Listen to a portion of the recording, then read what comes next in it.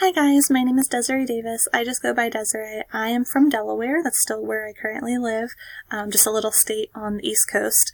I graduated in January with my bachelor's in behavioral science.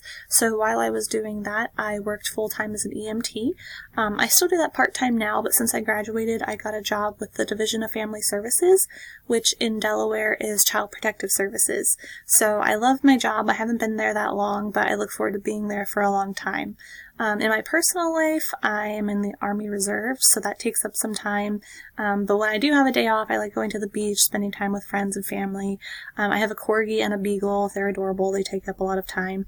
And lately I've just been binge watching Stranger Things on Netflix. So I do look forward to starting this MSW program. And I'm a little nervous just because I'm not sure how strenuous or demanding it's going to be, but I like school, so I think we'll all be okay. I look forward to working with you guys. Bye.